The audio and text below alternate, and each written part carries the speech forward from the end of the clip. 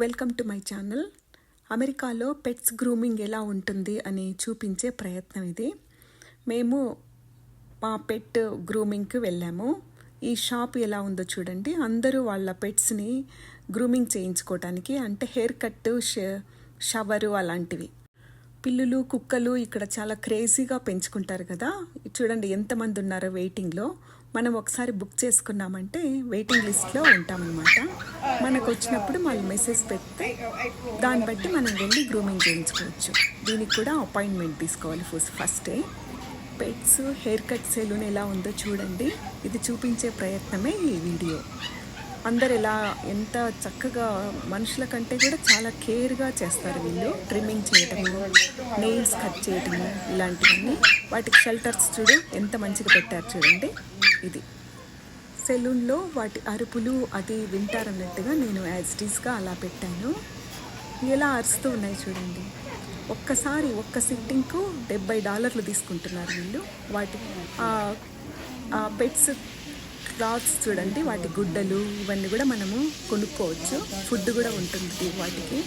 రకరకాల గుడ్డలు, కారులో వెళ్తున్నప్పుడు, మనం ఫ్లైట్లో వెళ్తున్నప్పుడు తీసుకోవాల్సిన బాక్సులు, అంటే బాక్స్ లాంటివి క్లాత్తో చేసి ఉంటారు.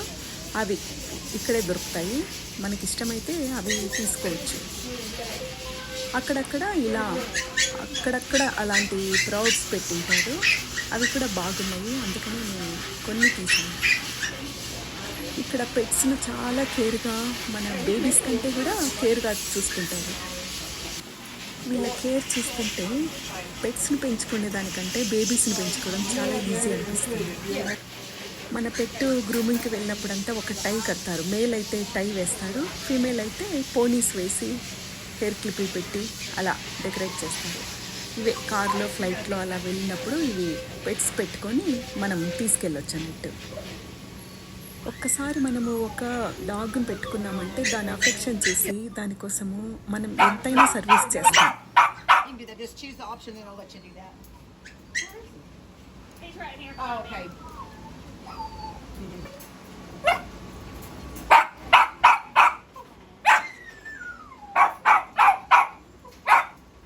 ఇది చూడండి ఎంత యాక్టివ్గా ఉందో.